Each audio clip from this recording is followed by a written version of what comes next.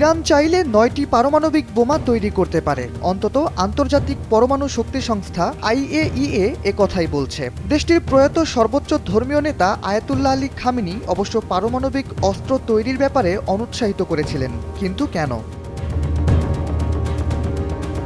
তথ্য বলছে, ইরান আনুষ্ঠানিকভাবে ১৯৫০ সালের দিকে পরমাণু অস্ত্র তৈরির উদ্যোগ না নিলেও এর জন্য প্রয়োজনীয় রসদ জোগাতে শুরু করে।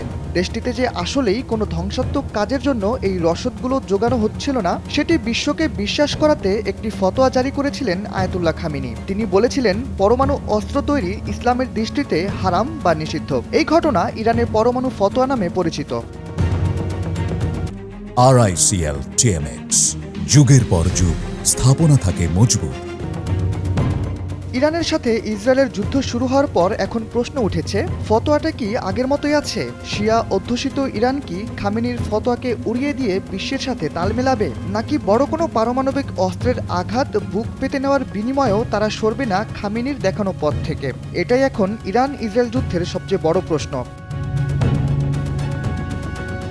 ইরান কি করবে তা একান্তই তাদের ব্যাপার। তবে প্রশ্নটি যেহেতু যুদ্ধের ও আয়াতুল্লাহ খামেনি মৃত্যুর, তাই বেশ কয়েকটি আলোচনা বিগত কয়েক মাস ধরে গণমাধ্যমে দেখা গেছে। CNN-এর এক বিশ্লেষণ বলছে, খামেনির মৃত্যুর পর হয়তো ফতোয়াটি নতুন করে মূল্যায়ন করবে ইরান, কারণ যিনি এই ফতোয়া জারি করেছেন তিনি এখন আর নেই। তবে ফতোয়ার বেলায় সাধারণত যেটি দেখা যায়, সময় ও ব্যক্তির ধ্যান ধারণার সাথে তা পাল্টে যায়। এমনটি হলে ইরানের নতুন সর্বোচ্চ ধর্মীয় নেতা হয়তো ইরানের অতীত অবস্থান থেকে সরে আসবেন। সম্প্রতি হয়তো শুনেছেন, ইরান আন্তর্জাতিক পরমাণু চুক্তি থেকে সরে গেছে। এবার দেশটি খামেনির সেই ফতোয়া থেকে সরে গেলেই ইরান যে কোনো দেশের ওপর পারমাণবিক অস্ত্রের আঘাত হানতে সক্ষম হবে। কিন্তু কিভাবে?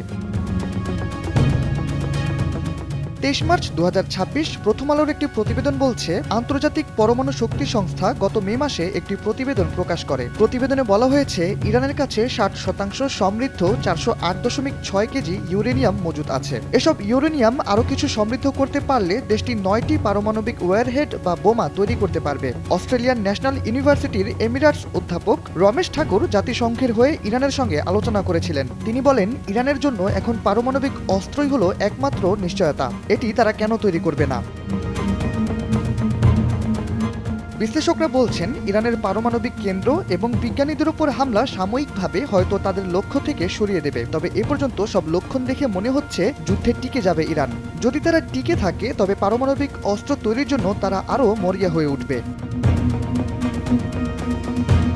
শাহরিয়ার আহমেদ, NPB।